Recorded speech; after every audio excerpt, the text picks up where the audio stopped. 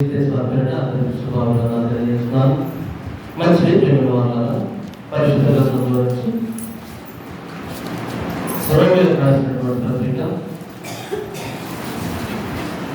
పరిశుద్ధ గ్రంథంలో నుండి రోమీయులకు రాసినటువంటి పత్రిక 12వ అధ్యాయము మొదటి 2 వచనాలు చదువుకుందాం. కాబట్టి సహోదరులారా, పరిశుద్ధము దేవునికి అనుకూలమైన సజీవ యాగముగా మీ శరీరమును ఆయనకు సమర్పించుకోవడని దేవుని వాత్సల్యమును బట్టి మేము బ్రతమాడుకుంటున్నాము. ఇది సేవ మీకు యుక్తమైనది. మీరు ఈ లోక మర్యాదను అనుసరింపక ఉత్తమమును అనుకూలము సంపూర్ణమై ఉన్న దేవుని చిత్తమేదో పరీక్షించి తెలుసుకున్నట్లు మీ మనస్సు మారి నూతన మనసు వలన రూపాంతరం పొందండి. చిన్న ప్రార్థన చేసుకుందాం. ప్రేమ కలిగిన మా ప్రియ పరలోకపు తండ్రి, మరి ఆదివారం దినమందండి ఈ విధంగా మీ సంఘంలో కూడుకునేటువంటి భాగ్యాన్ని చేస్తాను. అందుబట్టి మీకు ఎంతగానో వందలు కృతజ్ఞతలు స్తుతులు స్తోత్రాలు క్రీస్తు ద్వారా తెలుసుకున్నాను. ఈ సభలో మీ పాత్రలను నిలబడి మీరు వారిని వెతుకుతున్నట్టు మరి చెప్తున్న నాకు పరసంబంధమైన వివేచనను జ్ఞానాన్ని అనుగ్రహించండి. విలుసున్న వారికి తండ్రి విని గ్రహించే వాక్యాన్ని అనుగ్రహించమని మా ప్రభుత్వ చేసిన పేరు సమర్పిస్తున్నాను. మంచి ప్రేమ వల్ల చదవబడి లేఖని మనం ధ్యానించగలిగితే కాబట్టి సహోదరులారా అంటున్నాడు.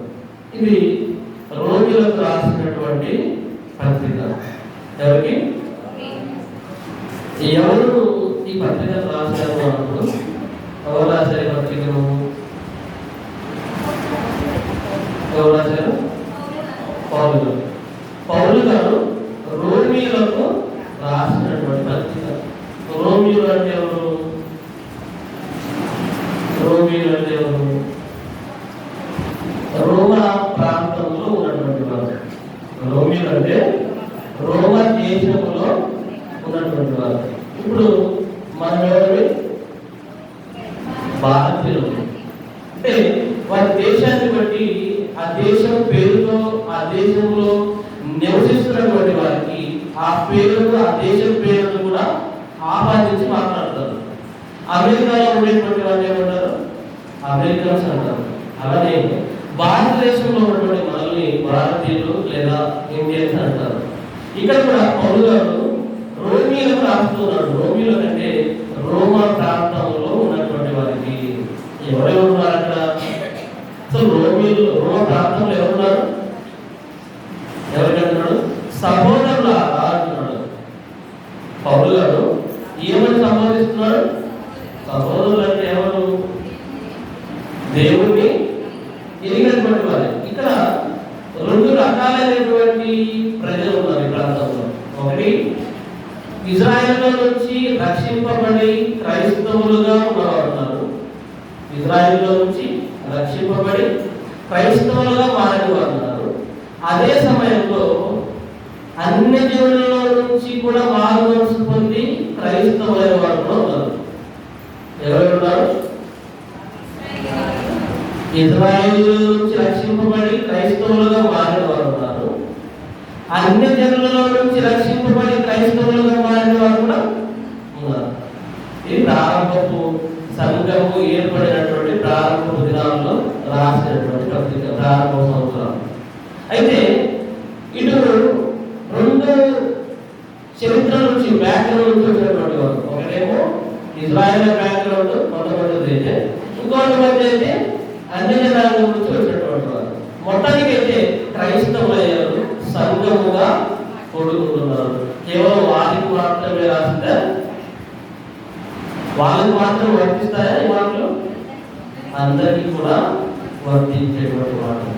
సహోదరులారా, పరిశుద్ధమును దేవునికి అనుకూలమునైన సజీవ యాగముగా మీ శరీరములను ఆయన సమర్పించుకున్నది దేవుని వాత్సల్యమును బట్టి మిమ్మల్ని బతిమాలుకుంటున్నారు. పౌలు పరిశుద్ధము, దేవునికి అనుకూలమైన సజీవ యాగముగా, అంటే పరిశుద్ధమైనటువంటి మీ దేహాలను, దేవునికి అనుకూలంగా ఉండవలసినటువంటి మీ దేహాలను ఎప్పుడు సమర్పించాలంట? సజీవ యాగముగా. సజీవ యాగముగా అంటే ఎప్పుడు? బ్రతికి ఉన్నప్పుడే యాగముగా చేయబడడం అంటే ఆయనకు సమర్పించుకోవడం. దేవునికి పూర్తిగా దేవుని సమర్పించుకోమని పౌలు గారు చెప్తున్నారు. మీ శరీరములను సమర్పించుకోండి. మీ దేహాలు పరిశుద్ధమైనటువంటి దేహముగా ఉన్నటువంటి దేహాలు, ఆయన అనుకూలంగా మార్చబడినటువంటి దేహాలు మీరు బ్రతికి ఉండగానే, మీకు ఆయుష్కాలం ఉండగానే ఏం చేయాలట? ఆయనకు సమర్పించుకోవాలి. ఎప్పుడు? బ్రతికి ఉన్నప్పుడే. ఎందుకంటే మరణించిన తర్వాత ఆ అవకాశం ఏది కూడా ఉండదు. వృద్ధాప్యం ఛాయలకు వచ్చిన తర్వాత కూడా ఏమీ చేయలేనటువంటి పరిస్థితి. మనం ఎక్కడికి కదలేము, ఏ పాట పాడలేము, ప్రార్థన చేయాలంటే కష్టము, నిలబడి వాక్యం చెప్పాలంటే కష్టము. ఎప్పుడు చేయాలన్నా నీకు దేవుడు ఆరోగ్యాన్ని ఇచ్చి నువ్వు బాగున్నప్పుడే నీ దేహాన్ని సజీవ యాగముగా సమర్పించుకోవాలి. మనం బాగా ఒక పండును తినాలంటే బాగా కూలిపోయేటువంటి స్థితిలో ఉన్న పండు తీసుకుంటారా? ఏం తీసుకుంటారు? దొండకాయల్లో మాగిపోయినన్ని వండుతాను తీసుకుంటారు. అట్టి పండ్లు తీసుకున్నప్పుడు కూడా మంచి కావాలి, మంచి కండిషన్లో ఉండాలి. నువ్వు పండ్లు తీసుకోవాలన్నా, కూరగాయలు తీసుకోవాలన్నా అన్నీ కూడా ఎప్పుడు కండిషన్లో ఉన్నప్పుడే. ప్రభుత్వం కూడా ఉద్యోగం వచ్చిన తర్వాత నువ్వు ఎన్ని సంవత్సరాలకు పర్వాలేదు, నీ గవర్నమెంట్ ఉద్యోగం చేస్తూనే ఉంటారా? ఎప్పటి వరకు? నువ్వు బాగా హుషారుగా పని చేయగలిగే శక్తివంతో ఉన్నట్లయితే నీకు వాడలేదు ప్రభుత్వం. తర్వాత మనం ఇక్కడ నుంచి తొలగిపో, అందరికి పెన్షన్ ఇస్తాము, ఆ పెన్షన్తో జీవనాన్ని కొనసాగించు. ఎందుకు? కొంతవరకే అంటే బ్రతికి ఉన్నప్పుడు చేయగలిగేటువంటి సామర్థ్యం శరీరానికి ఉన్నప్పుడే ఏం చేయాలంట? దేవునికి సమర్పించుకోవాలి. నీకెవరైనా ఒక గిఫ్ట్ ఇస్తున్నప్పుడు ఎలాంటి గిఫ్ట్? పనికి వచ్చేది స్టాండ్ పడతావా? పనికి రాని స్టాండ్ పడతావా? ఒక వాచ్ ఇచ్చారనుకోండి, పూర్తిగా చెడిపోయి ఆడకుండా ఉండడానికి గిఫ్ట్ చేస్తారా? ఎలాంటి కండిషన్ ఉండాలి? మంచిగా ఉండాలి.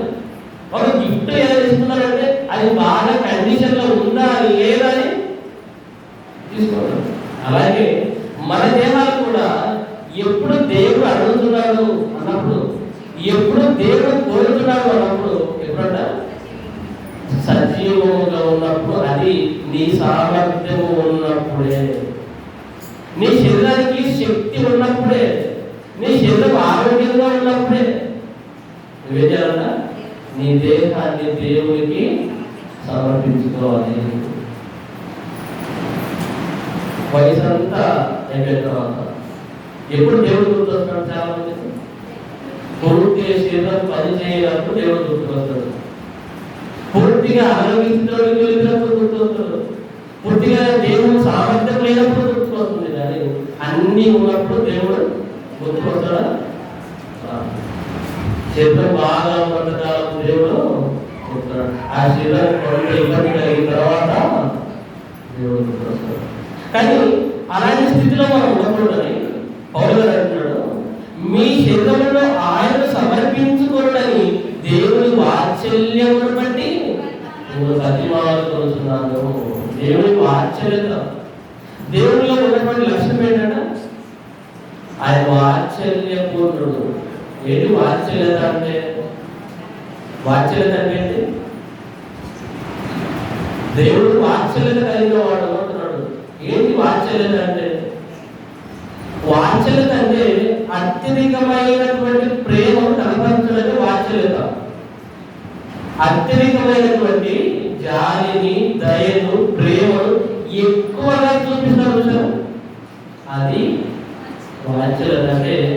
మనం పాపమైనప్పటికీ మనల్ని దేవుడు ప్రేమించడమే వాత్సల్యం. మనం అనుభవం కాకపోయినప్పటికీ మనల్ని యోగ్యులుగా మార్చేదే, తన సన్నిధిలో నిలబెట్టుకునేదే వాత్సల్యం. దేవుడు కూడా అపారమైనటువంటి ప్రేమను మీ ఎడల కనపరుస్తున్నాడు. దేవుడు కూడా మీ ఎడల అపారమైనటువంటి జాలిని, దయను కలిగి ఉన్నాడు కనుక ఆ దేవుని వాత్సల్యతను బట్టి, ఆ దేవుని యొక్క సంపూర్ణతను బట్టి మిమ్మల్ని బతిమాలపడుతున్నారు. సేవకుడుగా ఉన్నటువంటి పౌలు గారు సంఘంలో ఉన్నటువంటి వారు, రోమ ప్రాంతంలో ఉన్నటువంటి క్రైస్తవులు మాత్రమే కాకుండా యావత్ ప్రపంచంలో ఉన్నటువంటి క్రైస్తవులందరినీ కూడా ఇప్పటికైనా మరణించినప్పటికీ కూడా ఇది పరిశుద్ధాత్మని మాటల ద్వారా వాళ్ళందరినీ ఏం చేస్తున్నాడ? బతిమాలుతున్నాడు. ఎందుకు బతిమాలుతాం? బతిమాలుతున్నాడు అంటే చెప్పిన మాట వింటే బతిమాలుతారా, వినకపోతే బతిమాలుతారా? వినకపోతే బతిమాలుతుంటారు. ఈ పని చెయ్యి చెయ్యి చెయ్యి. మరి పౌలు గారు ఎన్నోసార్లు అడిగి ఉండొచ్చు. పరిశుద్ధాత్మ పూర్ణుడైనటువంటి పౌలు గారు ఎన్నోసార్లు మీ దేహాల్లో సమర్పించండి సమర్పించండి అడిగి ఉన్నప్పటికీ కూడా ఇంకా మాట వినప్పుడు పౌలు గారు ఏం చేస్తారు? ఆయన బతిమలాడడం మొదలుపెట్టిన సహోదరుల ఇది మీకు తగినది. ఎటువంటి సేవ మీరు చేయాలి అంటే ఇట్టి సేవ మీకు యుక్తమైనది. ఎటువంటి సేవ అంట? దేహములను దేవునికి సమర్పించేటువంటిదే సేవ. సేవ అంటే మన దేహాన్ని దేవునికి సమర్పించేదే సేవ. ఇట్టి సేవ మీకు యుక్తమైనది. అంటే యుక్తం అంటే మంచిది అర్థం. మంచిది అన్నది రోమా సంఘం అనేది ఎటువంటి పరిస్థితుల్లో ఉండవలసినట్టు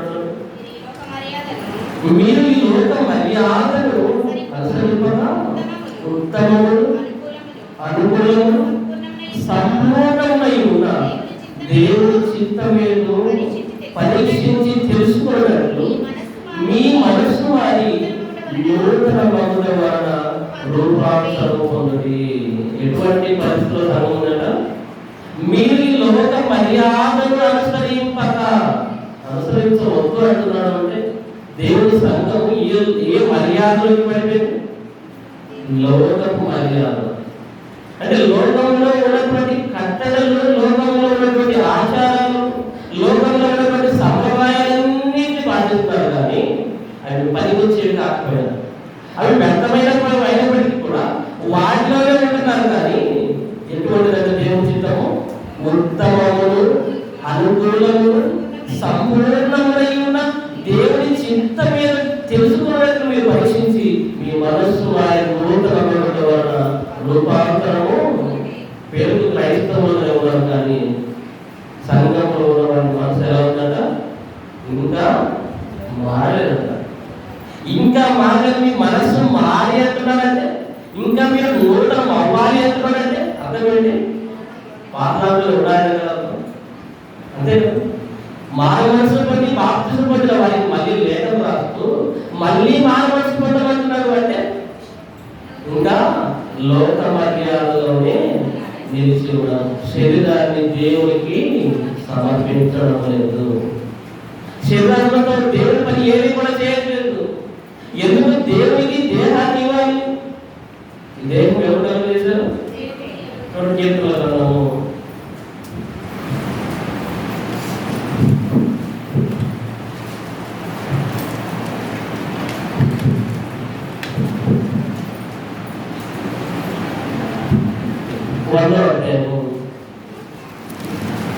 కీర్తనలను 1వ అధ్యాయం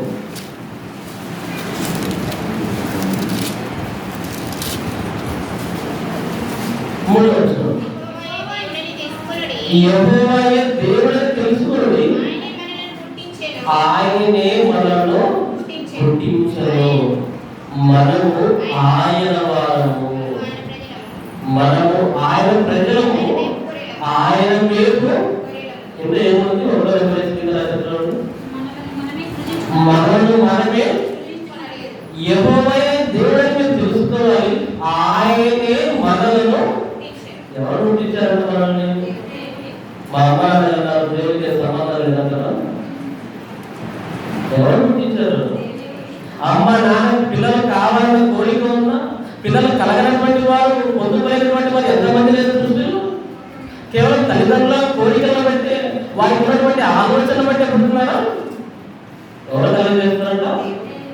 యెహోవాయే దేవుడు అని తెలుసుకోండి, ఆయనే మనలో ఎవరట?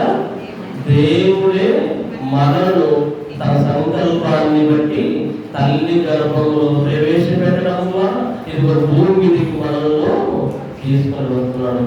మనము ఆయన వారము. ఎవరి వారట? మనము మన దేహాలు దేవునివి. ఏమంటాం? ఎవరైనా బండి స్పీడ్గా నడుపుతారు పిల్లలు, ఎందుకు స్పీడ్కి పోతామంటే నా బండి నా ఇష్టము, నాకు నచ్చినట్టు వెళ్ళిపోతాం. ఏమో చెప్పండి, తగ్గింది దొరికితే నా కాదు నీకేమో జరుగుతుందా? నా శరీరము ఎవరికి శరీరం అంట? శరీరము మనది కాదు. ఈ శరీరంలో మనం ఎవరంటే అతిథులము, పరదేశులము. ఈ శరీరాన్ని విడిచిపెట్టి వెళ్ళిపోవాల్సిందే తప్ప ఈ శరీరాన్ని మనది అనుకోవడానికి ఎవరికి శరీరం? దేవుడు ఏమంటున్నాడు? ఆయనే మనల్ని పుట్టించడం అంటే మనల్ని మనమే కలగజేసుకున్నామా?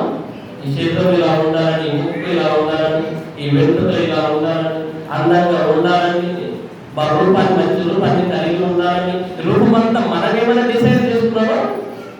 అసలు ఎవరో నీకే తెలియదు. అసలు నీ ప్రారంభం ఎటువంటిదో నీకే తెలియదు. గుర్తున్నా? ఎవరు ఈ తల్లి గర్భంలో ఉన్న రోజులు అన్ని గుర్తున్నాయా? ఎక్కడో చిన్న కణముగా, కంటికి కనిపించకుండా ఒక సూక్ష్మ కణముగా ప్రారంభమైనటువంటి బ్రతుకు ఒక అందమైన రూపంగా భూమి మీదకు వచ్చిందంటే దీని వెనక ఉన్నటువంటి ఆలోచన ఎవరి? దేవుడు సృష్టి. దేవుడే సృష్టిస్తున్నాడు మనల్ని. మనల్ని మనమే సృష్టించుకోలేదు. అంటే సృష్టించిన వారికి హక్కులు ఉంటాయా? సృష్టించని వారికి హక్కులు ఉంటాయా? ఒక ఇల్లు మనం కట్టుకున్నాం అనుకుంటాం, మనకు నచ్చినట్టుగా కట్టుకుంటాం. ఎక్కడ బాత్రూమ్ ఉండాలి, ఎక్కడ వంటలు ఉండాలి, ఎక్కడ హాల్ ఉండాలి, ఎక్కడ కిటికీలు ఉండాలి, ఇవన్నీ ఎవరు మనకు నచ్చినట్టుగా కట్టుకుంటాం. ఆ తర్వాత కట్టుకున్న తర్వాత ఇల్లు నాది అంటాం. నేను కట్టుకున్నాను, నేను కట్టించుకున్నాను. అలాగే దేవుడు కూడా నువ్వు కట్టుకున్నటువంటి ఇల్లు నీదే ఎలా అంటున్నావు, నువ్వు కొనుగోలు చేసినటువంటి వస్తువులు నీదే ఎలా అంటున్నావు, దేవుడు కూడా నిర్మిస్తున్నాడు, సృష్టిస్తున్నాడు. ఎవరిని సృష్టిస్తున్నాడు? మానవుని దేహాన్ని సృష్టిస్తున్నాడు. మానవుని యొక్క దేహాన్ని నిర్మాణం చేస్తున్నాడు. ఎక్కడ నిర్మిస్తున్నాడు? తల్లి గర్భంలో నిర్మిస్తున్నాడు. మరి నిర్మించిన ఆయన హక్కులు ఉంటాయా? నీకు హక్కులు ఉంటాయా? దేవుడికి సర్వాధికారాలు ఉంది. దేనిపై ఉంటాయి? మానవుల దేహములన్నిటి మీద సర్వాధికారి ఎవరంటే నా ఇష్టం అనడానికి లేదు, మన దేహం లేదు. నాకు ఇష్టం వచ్చినట్టు బ్రతుకుతానికి అధికారం లేదు మన దేహం మీద. ఇది నాది, నా శరీరం నాకు ఇష్టం వచ్చినట్టు తిరుగుతానికి లేదు అధికారం. పూర్తిగా ఎవరంట? ఈ దేహం అంట దేవుడిది. ఎందుకు దేవుడిది? ఎలా కలిగించాడు దేహాన్ని అన్నప్పుడు కీర్తనలు 139 అంటే కీర్తన గ్రంథము 139 అంటే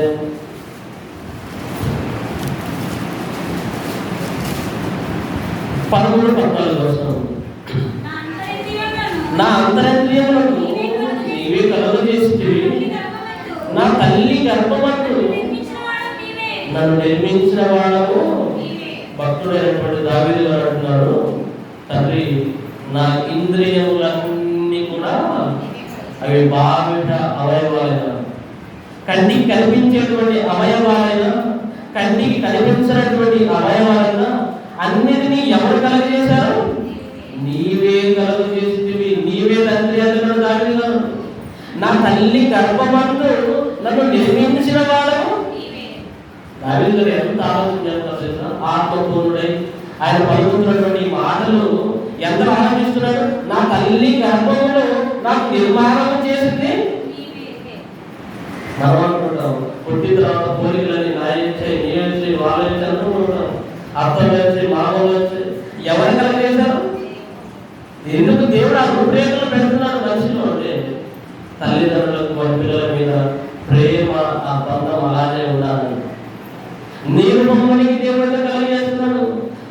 రూపంలోకి ఎందుకు కలుగజేస్తున్నాడు, ఒక తల్లి రూపంలోకి ఎందుకు కలుగజేస్తున్నాడు, ఒక మేనమామ మేనత్త పోలికలు వీళ్ళందరికీ ఎందుకు దేవుడు అన్ని మిక్స్ చేసి సృష్టిస్తున్నాడు అంటే వారితో నీకు అనుబంధం ఏర్పడాలని.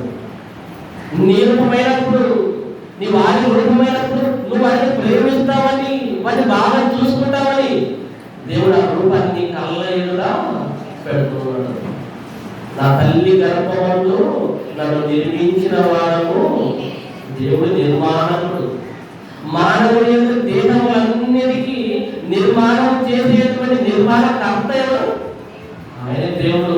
నీవే కలుగ చేసేమంటున్నాడు 14. నీవు నన్ను కలుగ చేసిన విధము చూడగా భయములు ఆశ్చర్యములు నాకు పుట్టుతున్నవి. దావీదు ఆలోచించడం మొదలుపెట్టాడు. మనిషి ఎలా పుట్టున్నాడు తల్లి గర్భంలో ఆలోచిస్తుంటే ఆయనకి ఏం కలుగుతుందా? భయములు ఆశ్చర్యం కలగలేదు.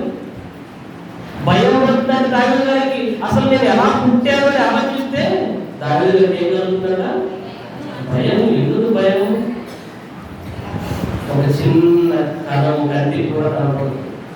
ఆ కణం తల్లి గర్భంలోకి వెళ్ళబెట్టి ఆ కణం కాస్త ఒక చిన్న రక్తపు ముద్దగా తయారు కావడం ఏంటి, ఆ రక్తపు ముద్దలో నుంచే అనేక అవయవాలు రావడం ఏంటి, ఆ రక్తపు ముద్దలో నుంచే అనేక ఎముకలు రావడం ఏంటి, ఆ రక్తపు ముద్దలో నుంచే వెంట్రుకలు రావడం ఏంటి, ఆ రక్తపు ముద్దల నుంచి అందమైనటువంటి మానవుని రూపం రావడం ఏంటి. ముక్కు, చెవులు, నోరు ఇవన్నీ ఒక ఆకారం. లోపల ఉండేటువంటి అవయవాలు, తలలో ఉండేటువంటి మెదడు, ఇవన్నీ అవయవాలు ఒక ఆర్డర్ ప్రకారం అన్ని కూడా కరెక్ట్ గా ఉండడాన్ని ఆలోచిస్తున్నాడు దావీదు గారు. ఆలోచించడానికి ఏం కలుగుతుందా? 9 నెలలు చీకట్లో ఎలా ఉన్నాడు తల్లి గర్భంలో, 9 నెలలు ఆహారం ఎలా అందింది నాకు, నా అవయవాలన్నీ ఎంత అందంగా ఎలా రూపుదిద్దుకున్నాయి, అన్ని ఆలోచిస్తున్నాడు దావీదు గారు. అన్ని ఆలోచిస్తున్నాడు. అన్ని ఆలోచించి ఈ కర్త నిర్మాణకుడు దేవుడు ఆయన కలగ చేసిన విధానం చూస్తే ఏం కలుగుతుందట? భయం కలుగుతుంది. నిజమే కదా?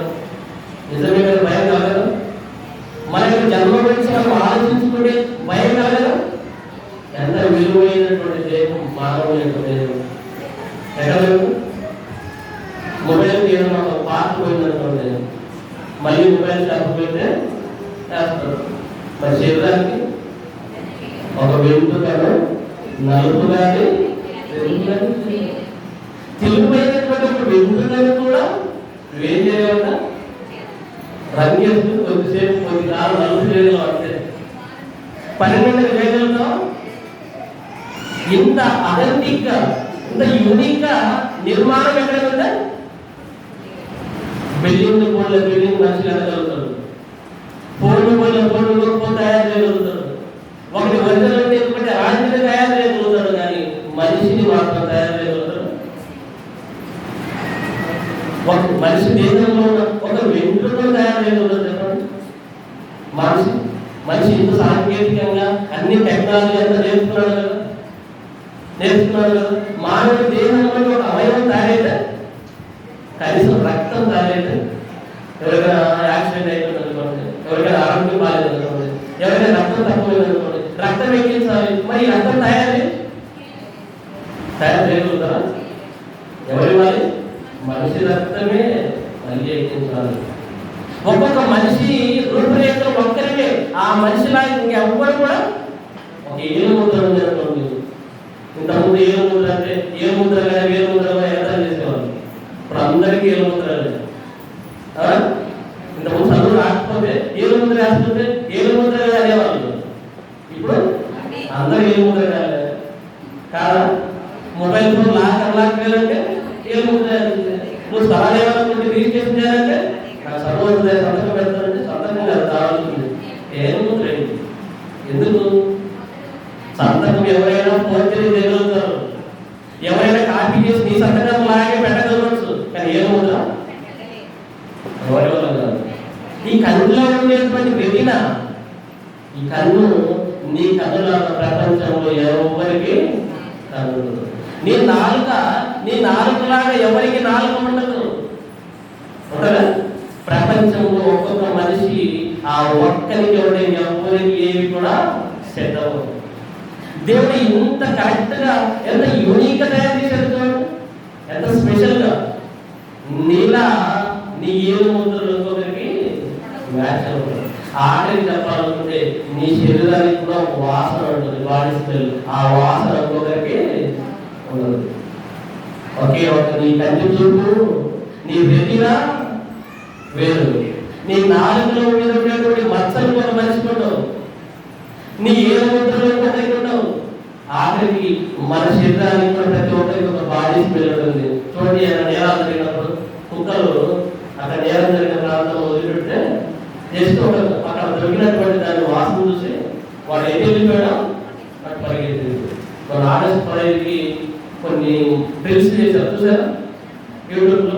ఇండిపెండెన్స్ డేకి మన పోలీస్ జాగ్రత్తలు ఉంటుంది. వాటికి ఒక నేరం జరిగినటువంటి ఒక వ్యక్తి క్లాత్ వాసన చూపించగానే వాడు పోయి జనాల్లో ఉంటాడు, ఈ కుక్క వెళ్ళిపోయి వాడే వాడు కోసం ఉంటాడు.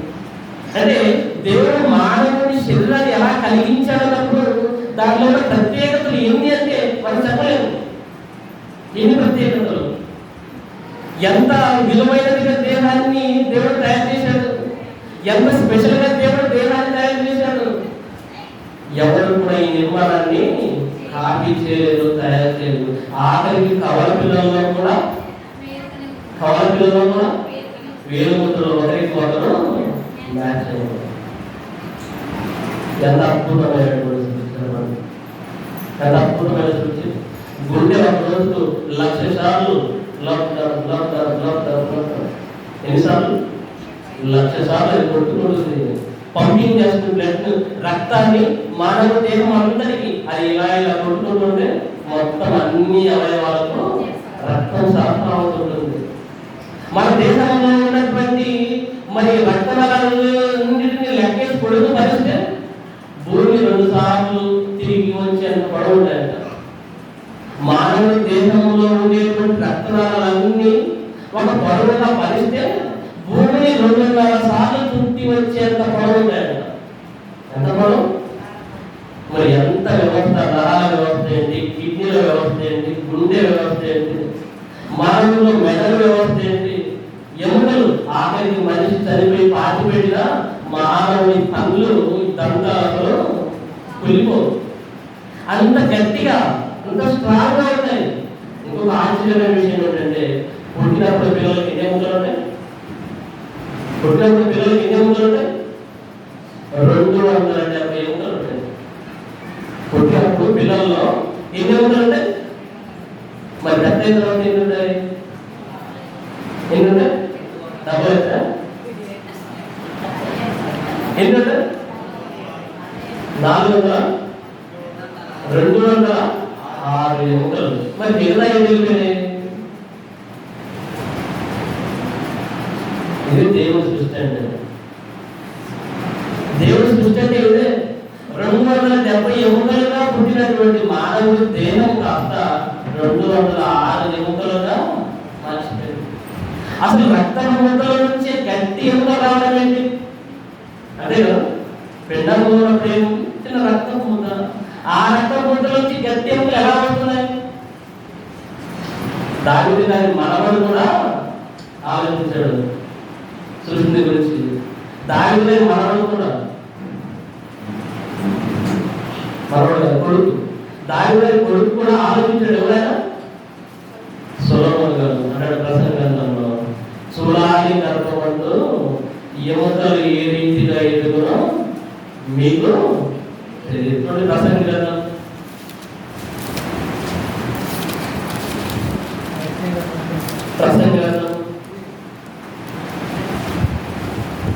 11వ అధ్యాయం 5వ వచనం. చూడాలి గర్భమందు ఎముకలు ఏ రీతిగా ఎదుగునది నీకు తెలియదు. ఏదైనా ఈ డాక్టర్లు అందరూ ఎవరైనా చెప్పగలుగుతారు? ప్రపంచ వైద్య శాస్త్రం చెప్పగలుగుతున్నారు? చూడాలి గర్భం అంటే కడుపుతో ఉన్నటువంటి గర్భశ్రీలో రక్తం మూట కాస్త ఎముకలుగా ఎలా మారుతుందో నీవు చెప్పలేదు. ఎలా వస్తున్నాయి ఆశ్చర్యమైనటువంటి సృష్టి, అందమైనటువంటి దేహం. ఎన్ని డబ్బులు పోసినా ఈ అవయవానికి పోతే మళ్ళీ ప్లాస్టిక్ అవయవాలు ఏవో పెట్టుకోవాల్సింది తప్ప ఒరిజినల్ ఎవరు కూడా తయారు చేయలేదు. ఇంత విలువైనటువంటి దేహాన్ని దేవుడు మనందరికీ ఇచ్చాడు. కొన్ని కోట్ల రూపాయలుగా మన దేహం ఎటువంటిది, మనకున్నటువంటి అవయవాలు వాటి విలువ ఎటువంటిది, ఎన్ని లక్షలు ఉంటాయి చెప్పండి. ఒక అవయవం ఎంత రేటు ఉంటుంది, ఎంత విలువైనటువంటి దేహాన్ని డబ్బులు ఎన్ని పోసిన అవయవాలను మళ్ళీ తెచ్చుకోలేము. డబ్బులు ఎన్ని పోసిన అవయవాలు మనకు మళ్ళీ తెచ్చుకోలేము. ఎవరైనా డొనేట్ చేస్తే అది రావాల్సింది. అది కూడా ఏవో ప్రత్యేకమైన పరిస్థితులు.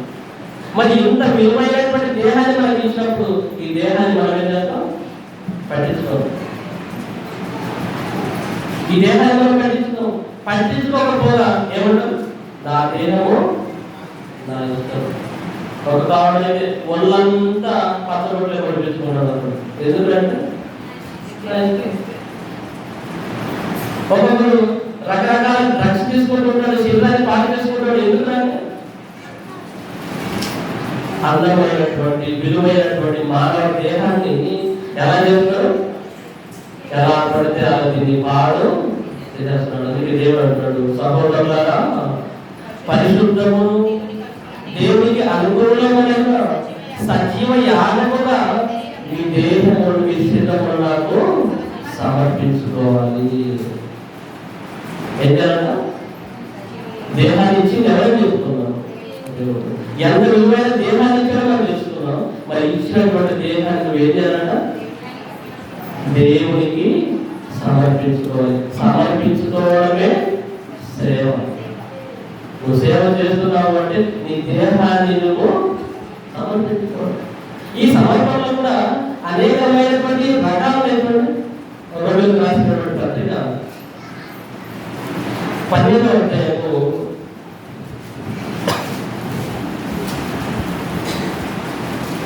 6వ వచనం చూద్దాం. 12వ అధ్యాయం 6వ వచనం. మనకు అనుగ్రహింపబడిన కృపచొప్పున వేరు కృపావరములు కలిగిన వారమై ఉన్నాము కనుక ప్రవచన వరమైతే విశ్వాస పరిమాణం చొప్పున ప్రవచించము, పరిచర్యలను బోధించువాడైతే. పరిచర్యలు రకాలు చెప్తున్నాడు. సమర్పణ అంటే ఏంటో, ఎన్ని రకాలుగా మనం దేవుడికి సమర్పించుకోవచ్చో అదే పరిశుద్ధాత్మ చెప్తున్నాడు. దేహాన్ని ఇవ్వమని అడిగావు కదా ప్రభువా, మరి దేహాన్ని ఇవ్వాలంటే నీ సేవలో ఎన్ని రకాలు ఉన్నాయన్నప్పుడు చూడండి, బోధించువాడైతే ఏంటంట, బోధించడం ఒక పరిచర్య.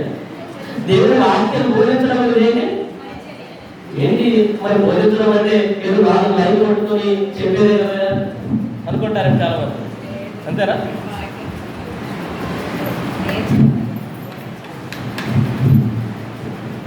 దేవుడు వాక్యం బోధించడం అంటే ఏదో నిలబెట్టాలని వాక్యం చెప్పేది కదా, సులభమే కదా అనుకుంటారా? వాక్యము చెప్పాలంటే మరి బ్రెయిన్ తలలో పెట్టారు కూర్చుంటే దాన్ని చదివి చదివి చదివి అక్కడే ఆలోచించి మన మాట చేతిలో కూర్చున్న వాళ్ళు, బయట కూర్చున్న వాళ్ళు, సెల్లో రికార్డ్ చేస్తున్న ఇంటర్నెట్లో ఉన్న వాళ్ళు ఎంతమంది ఉంటారు? మరి ఇంతమంది ఉంటున్నప్పుడు ఎంత ప్రిపేర్ అవ్వాలి? ప్రిపేర్ అవ్వకుండా చెప్పేసి ఏమనుకోండి, సమాజంలో ఇప్పుడంటే ఇంకా చెప్పాల్సిన లేదు. ఇంటర్నెట్ వచ్చిన తర్వాత ప్రతిదీ కూడా స్పీడ్గా వైరల్ అయిపోతుంది. నువ్వు ఏ చిన్న తప్పు మాట్లాడు, రాజకీయ నాయకులు మాట్లాడుతుంటారు ప్రెస్ మీట్లు పెట్టి, ఏదైనా చిన్న తప్పు నాకు తొలిదనుకోండి ఇంకా తగ్గుతుంటారు ప్రోడక్ట్స్ అంతా. రోజు వారం రోజులు అదే పని వేసింది అక్కడి వరకే. అంటే ముందు మాట్లాడేది వీళ్ళు, వెనక మాట్లాడేది, ఆ తప్పు మాట్లాడే వరకే కట్టాడు చెప్పాడు.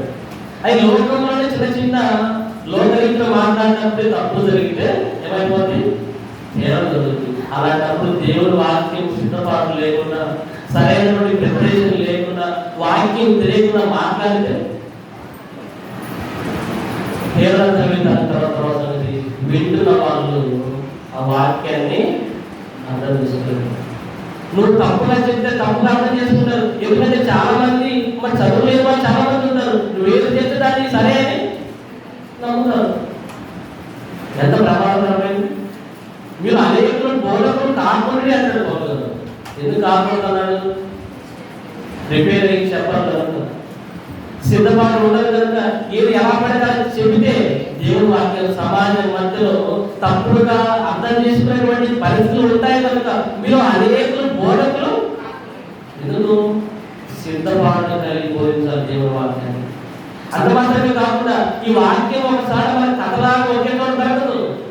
విషయాలు అంటారు, ఎపో వాక్యము మీకు కొంత ఇచ్చగా కొంత అచ్చటలా చేస్తును. దేవుడు వాక్యము చెప్పాలి అన్నప్పుడు, ఒక అంశాన్ని ఎన్నుకోవాలి అన్నప్పుడు ఎక్కడెక్కడ ఈ అంశాన్ని గురించినటువంటి వచనాలు ఉన్నాయో ఈ 66 పుస్తకాలన్నిటినీ తిరగాలి, మొత్తం తిరగాలి. ఒకదానికి ఒకటి కనెక్ట్ అవుతాయని కాదు. దీన్ని ఎక్కడ ప్రారంభించాలి, ఎక్కడ ముగించాలి, ఎలా సందేశాన్ని ప్రజల మధ్య తీసుకువెళ్ళాలి, ఇవన్నీ ఆలోచించాలి. దాని గురించి రీసెర్చ్ చేసుకోవాలి, పరిశోధన చేసుకోవాలి. అన్ని ఆలోచించిన తర్వాత నిలబడి అటు ఇటు వెళ్ళిపోకుండా ఒకే అంశం మీద మాట్లాడాలంటే అరికాలు మొదలుకొని నడినెత్తు వరకు ప్రతి అవయవము పనిచేయాలి. ప్రతి అవయవము కాన్షియస్ లో ఉండాలి. ప్రతి అవయవము జాగ్రత్తగా ఉన్నప్పుడే, మరి మైండ్ నిలకడగా ఉన్నప్పుడే బోధించగలుగుతాం. ఇది ఒక రకమైనటువంటి పరిచయం. నీకు బోధించేటువంటి సామర్థ్యం ఉందా? బోధించాలని ఆసక్తి ఉందా? వాక్యంలో నేర్చుకుని ప్రవీణుడుగా నువ్వు కనుక ఉంటే నువ్వు ఎన్నుకోవాల్సినటువంటి పరిచర్యని బోధించుడు అనేటువంటి పరిచర్య ఎప్పుడు నీకు ఆ సామర్థ్యం నిజంగా ఉందని నీ మనసాక్షి నీకు ఉత్తరం ఇస్తున్నప్పుడు నువ్వేం ఎన్నుకోవచ్చు? బోధించడం ఎన్నుకోవచ్చు. నిజంగా సమర్థం లేదా? నిజంగా ఈ వాక్యాన్ని నేర్చుకుంటే చెప్పగలుగుతారా? ఈ లేఖన సారాన్ని ఉన్నట్టుగా బోధించగలుగుతారా అన్నప్పుడు మాత్రమే ఈ పరిచయం కావాలి. వాక్యం నిలబడి చెప్పాలి. నిలబడి చెప్పాలంటే నేను 4 మాటలు చెప్తే సరిపోతుంది అనుకోకూడదు. ఆ తర్వాత ఇబ్బంది పడేది ప్రజలు వింటున్నటువంటి వారు అనేక మంది కూడా నష్టపోతారు. ఇక రెండవది, హెచ్చరించే వాడైతే హెచ్చరించడంలోనే పని కలిగి ఉంటాము. హెచ్చరించేటువంటి వాళ్ళు సంఘాలు ఉండేవారు ఇప్పుడు దానికి సపరేట్ పరిచర్యగా ఉండేది గతంలో, ఇప్పుడైతే లేదు. ఇక తర్వాత పంచిపెట్టువాడు శుద్ధ మనస్సుతో ఎలా ఉండాలంట? పంచిపెట్టువాడు. ఒకప్పుడు మరి ఇప్పుడంటే మనకి చిన్న స్వీట్లు ఇవి పలహారాలు ఈ పంచదార గురించి కాదు. ఒకప్పుడు ఏం తెచ్చేవాళ్ళు? అపోస్తలుల పాదముల యొక్క ఇండ్లు భూములు అన్ని వారి పాదం దగ్గర పెట్టేవాళ్ళు. ఎందుకు? అక్కర గలవానికి పంచిపెట్టినట్లు. సంఘంలో అక్కర కలిగి ఉంటే ఇది అందరూ కూడా నాటి భూములు స్థిరాస్తులు అన్ని అపోస్తలుల పాదముల దగ్గర పెట్టేవాళ్ళు. భోజనం ఉండేది, అటు భోజనాన్ని కానివ్వండి, అటు పలహారాలు కానివ్వండి, అక్కడ ఉన్నటువంటి ఆస్తిపాస్తులు కానివ్వండి, అక్కర గలవానికి పంచిపెట్టేటువంటి పని. ఇది కూడా పరిచర్యనే. పంచిపెట్టేది కూడా ఇప్పుడంటే మనకు ఆస్తులు చరాయించి ఇవన్నీ పంచే పని లేదు. మనకు పంచే పని ఏముంది? ఏమో చిన్న చిన్నది. ఇవి పంచేవారు కూడా ఎలా ఉండాలంట? ఆహారాన్ని వడ్డించేవారు. సంఘంలో పలహారాలు పెట్టేవారు. ఎటువంటి మనసు కలిగి ఉండాలంట? శుద్ధ మనస్సు కలిగి ఉండాలి. మంచి మనస్సుతో, పవిత్రమైనటువంటి మనస్సుతో అందరినీ సమానంగా చూస్తూ పంచేవారిగా ఈ పరిసరాలు కావాలి. అటువంటి పరిసరనే ముందు కొనసాగించాలి. ఇక తర్వాత చూడండి, పై విచారణ చేయవాడు జాగ్రత్తతో, ఇంకేమన్నా పై విచారణ చేయవాడు అంటే సంఘం మొత్తాన్ని పైన ఒకరికి జరుగుతుందా లేదా, ఇవన్నీ అందుతున్నాయా లేవా, ఒకరికి ఏమన్నా పొరపాటు ఏమైనా జరుగుతుందా, ఒకరికి ఏమైనా నష్టం జరుగుతుందా, ఒకరికి దొరకట్లేదు, ఇవన్నీ కూడా పై విచారణ. ఇది కూడా పరిచయం. కరుణించేవాడు సంతోషంతో పరిగ్రహించబడను, మీ ప్రేమ నిష్కపటమైనదై ఉండవలను, చెడ్డదాన్ని అసహించుకొని మంచిదని అర్థపడి సహోదర ప్రేమ విషయంలో ఒకరి ఎంతప్పుడు అనురాగం కావాలి, ఘనత విషయంలో ఒకరినప్పుడు ఇంకేం చేయాలంట? ఇంకా ప్రార్థన చేసేది కూడా ఒక పరిచయం. మందిరాన్ని శుభ్రం చేసేది కూడా ఒక పరిచర్య, మందిరంలో కరెంట్ పని చేసేది కూడా ఒక పరిచర్య. ఇవన్నీ కూడా రకరకాలైనటువంటి పరిచర్యలు. నువ్వు దీంట్లో నీ సామర్థ్యం ఏదో, దేవుడు నీకు దేంట్లో సామర్థ్యం ఇచ్చాడు, ఆ సామర్థ్యం నువ్వేం చేయాలి? ఏం చేయాలి? దేవుని కొరకు ఉండబడాలి. నీకు చక్కని స్వరం ఇచ్చారా, నువ్వేం చేయాలి? పాటలు నువ్వు డెవలప్ అయిపోవాలి. చక్కని పరిచయం చేసేటువంటి అవకాశం ఇచ్చారా, నువ్వు మందిరాన్ని బాగా క్లీన్ చేయాలి. నీ చక్కని కరెంట్ పని చేసి శక్తినిచ్చారా, నువ్వు ఆ పనిలో మందిరానికి సహాయం చేయాలి. నువ్వు బాగా వాక్యం చెప్తున్నావు, దాంట్లో కూడా డెవలప్ అవ్వాలి. ఇలా రకరకాలైనటువంటి పనులతో నువ్వేం చేయాలి? సంఘము నీ శరీరము సజీవ యాగం కావాలి. చేస్తున్నావు? దేవుడు ఇచ్చినటువంటి శరీరాన్ని దేవుడి కొరకు ఖర్చు చేస్తున్నారా? దేవుడి కొరకు సజీవ యాగముగా సమర్పించుకుంటున్నారా? చెప్పండి. మన శరీరాన్ని సుఖాన్ని అలవాటు చేసుకున్నాం, ఎక్కడైనా పని చేయాలని ఇష్టపడడం, దేవుడికి సమర్పించుకోవడానికి ఇష్టపడతాం. చెప్పండి. పని చేసేటువంటి అలవాటు, దేవుడి కొరకు మీ దేహాలు సమర్పించుకునేటువంటి అలవాటుగా మీకు ఉంటే మీ శరీరాలు, మీ జీవితాలు ధన్యమైనవి. పని చేయకుండా ఆడే ఉంటే ఒకడు ఒక తలాంటి ఇచ్చిన వాడు ఏం చేశాడంట? భూమిలో పాట పెట్టాడంట. ఎందుకు పాట పెట్టాడు? ఆయన కట్టినోడు అంటే ఎవరికైనా అప్పించినా అది ఒక డబ్బులు అయ్యేది కదా. అందుకే అంటాడు, కలిగిన వారికి ఇంకొకటి ఇస్తారు, కలిగిన వారికి ఇంకొకటి ఇస్తారు. ఒక తలాంత వారికి ఇచ్చారనుకోండి, ఆ తలాంతలో బాగా వాడబడుతున్నారు అనుకోండి. ఉదాహరణకి ఒకరు బాగా పాట పాడుతున్నారు అనుకోండి, దేవుడికి ఇంకా బాగా దేవుడు కొత్త కొత్త పాటలు నేర్చుకొని అనేక చోట్ల పరిచయంలో వాడబడతారు అనుకోండి. దేవుడు ఆ పాట పాడే వారితో పాటుగా దేవుడు వాక్యం చెప్పే వారి గురించి రొటీన్ తయారు చేస్తాడు. నువ్వు మందిరాన్ని బాగా క్లీన్ చేస్తున్నావు, ఆ మందిర పరిచయం ఆసక్తి కలిగి చేస్తున్నావు అనుకో, దేవుడు నీకు దాంతో పాటు ఇంకొక శక్తిని ఇస్తాడు. ప్రార్థన చేసే శక్తిలో ఏదో ఒక తర్వాత రెండింటిని యాడ్ చేసి కలిగిన వారికి ఇంకొకటి ఇస్తాడు దేవుడు. ఇచ్చిన దాన్ని కూడా వాడుకోకపోతే ఆ ఉన్నదాన్ని కూడా దేవుడు చేస్తాడు. మన దేహాలతో మనం ఏం చేయాలి? దేవునికి సమర్పించుకోవాలి. మన దేవుడు ఇక్కడ ఏమంటున్నాడు? ఒకరి యందు అనురాగము కలవారై గణత విషయంలో ఒకరినొకరు గొప్పగా ఏం చేయాలంట?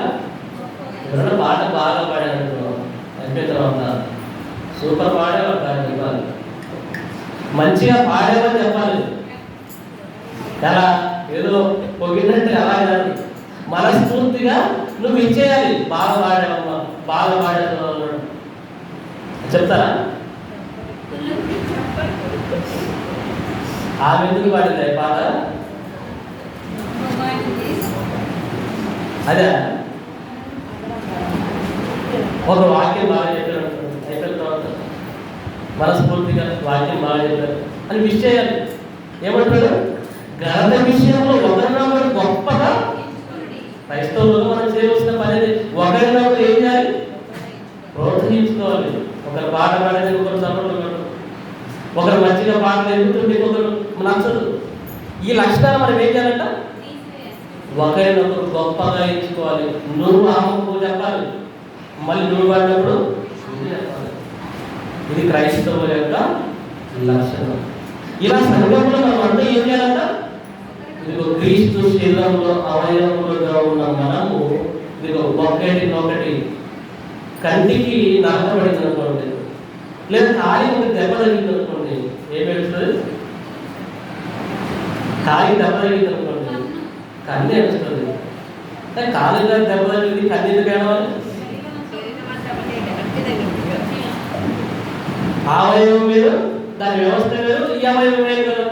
మరి కన్ను ఎందుకు ఏడుస్తుంది? శరీరంలో ఉన్న అవయవాలు ఒకదానికొకటి ప్రేమ కలిగి ఉన్నాయి, ఒకదానికొకటి పరస్పర అభివృద్ధిని కలిగి ఉన్నాయి, ఒకదానికొకటి క్షేమాభివృద్ధి పొందుకుంటున్నవన్నీ కూడా ఒకదానికొకటి కోఆర్డినేషన్ ఉంది. సంఘంలో కూడా మనం అంతా ఎవరన్నా అవయవాలు, ఒక బాధ కలిగితే ఆ బాధను నువ్వు కూడా బాధపడాలి. ఒకరైతే జరిగిన వారి జరగాలి లేక అంటారా? వారి జరగాలి, వాడు చేసిన వాడికి వాడు జరగకపోతే నేను రోజు కదా ఏమని చెప్పాలి? వారి గురించి ప్రార్థన చేయాలి. ఆ బాధను కూడా పాల్గొనకుండా పంచుకోవాలి. ఒక సంతోషపడుతున్నారు అనుకోండి, వాళ్ళతో కలిసి నువ్వు కూడా అందుకంటే ఏడ్చువారితో సంతోషంగా ఉన్నవారితో సంతోషంగా ఉండాలి. ఇది సంఘముగా మనం చేయవలసినటువంటి పని. కాబట్టి సహోదరులారా, పరిశుద్ధములు దేవునికి అనుకూలమైన సత్యమ యాగముగా మీ శరీరమును ఆయనకు సమర్పించుకోవాలి. ఎలా సమర్పించుకోవాలి? ఇంకో రకరకాలైనటువంటి పరిశీలనలు దేవుడు మన మధ్యలో పెట్టాడు. వీటన్నిటిని చేయడం ద్వారా మనం ఏం చేయాలి? ఆయనకు మన దేహములను సమర్పించుకోవాలి. చూడండి, పేతురు గారు రాసినటువంటి మొదటి పత్రిక, పేతురు గారు రాసిన మొదటి పత్రిక 2వ అధ్యాయం, పేతురు గారు రాసిన మొదటి పత్రిక 2వ అధ్యాయం 24వ వచనం, మనము పాపముల విషయమై చనిపోయి నీతి విషయమై జీవించినట్లు ఆయన తానే తన శరీరమందు తన పాపములను మ్రాని మీద మోసుకొని ఆయన పొందిన గాయముల చేత మీరు స్వస్థతను పొందిందిరి. ఏం చేశాడంటే తీసుకేసుకోవాలి ఆ శరీరాన్ని. నేను పరలోకంలో రాజును, భూమి మీద నేను రాజుగానే ఉండాలి, నేను సుఖంగా ఉండాలి అనుకున్నాడా? ఉదయాన్నే లేవడము, అసలు ఇంకా చీకటి ఉండగానే ప్రార్థన చేసుకోవడము, తెల్లారగానే గ్రామంలో పెట్టకపోవడము, వాక్యం చెప్పడము, అన్నం ఉన్నా లేకున్నా, వాహనాలు ఉన్నా లేకున్నా, నడిచేనా కానీ పడవలో ప్రయాణం చేసినా కానివ్వండి, ఏదో ఒక రకంగా ప్రతిరోజు కూడా ఏం చేసేవాడు? ఎవడు? పరలోకమందు నా తండ్రి చిత్తం నెరవేర్చుడు నాకు ఆహారమై ఏదంట ఆయన శరీరంతో ఎప్పుడు కూడా ఖాళీగా ఉండాలని సుఖపడాలని ఆయన కోరుకోలేదు. ఆయన దేహాన్ని నిరంతరము కూడా స్వార్థపడిలో సత్యమ యాగముగా సమర్పించుకున్నాడు. ఎక్కడ కూడా ఖాళీ లేదు ప్రభువు, ఎక్కడ కూడా ఖాళీ లేదు. ఉదయం తెల్లవారుజామున ప్రార్థన, పగలంతా స్వార్థ, మళ్ళీ రాత్రి కాలే ప్రార్థన, మధ్యలో స్వస్థతల కోసం వచ్చే వాళ్ళందరూ అందరిని స్వస్థపరుస్తున్నాడు, అందరిని బాగు చేస్తున్నాడు, అనేక అద్భుతాలు చేస్తున్నాడు. ఇవన్నీ చేస్తూ కూడా ప్రార్థన చేస్తున్నాడు. మళ్ళీ స్వార్థలు అనేక గ్రామంలో పట్టణాల్లో ప్రకటిస్తున్నాడు. ఎక్కడ ఖాళీ ఉన్నాడా? ఆయన దేహాన్ని ఎలా సమర్పించుకున్నాడు అంటే పరిపూర్ణంగా సమర్పించుకున్నాడు. ఎక్కడ ఒక పరిచయం కూడా తక్కువ లేదు. క్రీస్తు ఎంతలా సమర్పించుకున్నాడు అంటే ఆఖరికి తన శిలువ మీద ఉన్నటువంటి తన దేహంలో రక్తంలో ఒక్క చుక్క కూడా దేహంలో లేదు. రక్తం అంతా పరిపూర్ణంగా శిలువ మీద దారగా కాల్చబడింది. ఆఖరికి ఏం కాదంట? నీళ్లు కారిపోయినట్టు శరీరంలో ఉన్న దేహంలో ఉన్న రక్తం అందరినీ శిలువ మీద పరిపూర్ణంగా అనేకుల పాపముల ప్రాయశ్చిత్తం వరకు రక్తం అందరినీ కాల్చివేశాడు. కొద్దిగా కూడా దేహంలో పరిపూర్ణమైన బలియాగం క్రీస్తు. ఆఖరికి నిద్ర కూడా సరిగ్గా లేదు. నిద్ర సరిగ్గా లేక ఎక్కడ పడుతున్నాడంట? ఓడలు పడవలు ప్రయాణమైపోతుంటే అంతలో గాలికి తుఫాను కూడా వెలుగు రావట్లేదంటే ఎందుకు రావట్లేదు? శరీరం అలసిపోయినప్పుడు నిద్ర తల వెలుగులేదు. నిద్ర వచ్చినప్పుడు అలసిపోయాడు. ఎందుకు అంత నిద్ర? అసలు తుఫాను గాలి శబ్దం అవుతున్నప్పుడు కూడా ఇంకా నిద్రపోతున్నాడా అంటే అర్థం ఏంటి? శరీరానికి ఖాళీ అంటే అసలు అన్నం తినడానికి కూడా ఖాళీ లేదు, ఆహారం తినడానికి కూడా ఖాళీ లేదు. అంతలా తన శరీరాన్ని ఏం చేశాడు? మొత్తం పరిపూర్ణంగా బలియాగం. తన రక్తంలో కూడా చివరి పొట్టు వరకు కూడా మన పాపముల నుంచి మనకు స్వస్థ కలుగు నిమిత్తము తన దేహం అంతటిని ప్రాయశ్చిత్తం చేసుకున్నాడు. తన దేహం అంతటిని దెబ్బలమై చేశాడు. తన దేహం అంతా నాగటి సాలమై దున్న చేశాడు. నాగటి సాల అంటే ఎలా దున్నపడుతుందో చెప్పండి. విషయాలు ప్రవచిస్తూ మాట్లాడాడు. ఆయన దేహం ఎలా అయిపోయిందంటే ప్రవచనంలో నాగటి చాలా దున్నపడింది. అంటే నాగలి పై దున్ను వెళ్ళిపోతా, నాగలి భూమి లోపలికి వెళ్ళాలి. భూమి పెట్టలు మొత్తం లేకపోయింది. క్రీస్తు దేహం కూడా ఎలా లేపబడిందంటే ఆ పొరా దెబ్బలకి మాంసం ముక్కలు తీసుకొని మరి బయటకు వచ్చేస్తుంది. ఘోరమైనటువంటి మరణం, ఘోరమైనటువంటి శిలువ బలియాగం, ఘోరమైనటువంటి పరిపూర్ణ దేహ సమర్పణ క్రీస్తు చేసుకోవాలి. ఫిబ్రవరి రాసినటువంటి పత్రిక, పేతురు పత్రిక చూద్దాం. 4వ అధ్యాయం అదే పేతురు రాసిన మొదటి పత్రిక 4వ అధ్యాయం క్రీస్తు శరీరమందు శ్రమపడిన కనుక మీరు అట్టి మనస్సును ఆయుధంగా ధరించుకోండి. క్రీస్తు శరీరమందు ఎక్కడ శ్రమపడ్డాడట? శరీరంలో ఉన్నప్పుడు, భూమి మీద ప్రతికూలప్పుడు శ్రమపడ్డాడు. మీరు అట్టి మనస్సును ఏ మనసు కలిగి ఉన్నారట? శరీరాన్ని సుఖంగా ఉంచుకోవాలన్న మనసు కలిగి ఉన్నారా? దేవుడి పరిచయలు ఒళ్ళే వంచకుండా మనసు కలిగి ఉందా? దేవుడి కొరకు మన శరీరంలో ఏది పని చేయకుండా ఏం చేయాలంట? మీరు కూడా అటువంటి మనస్సునే కలిగి ఉండండి. క్రీస్తు శరీరమందు శ్రమపడ్డాడు. మీరు కూడా అలాంటి మనస్సునే, ఆయన మనస్సులో 1% మనలో ఉందా? 1% శరీరాన్ని దేవుడు కూడా కష్టపెట్టగలుగుతాము. చివరికి చూస్తున్నాం పేతురు గారు ఎప్పుడో రాసిన పత్రిక, ఎప్పుడో రాసినటువంటి పత్రిక 10వ అధ్యాయం 5వ వచనంలో వచ్చింది.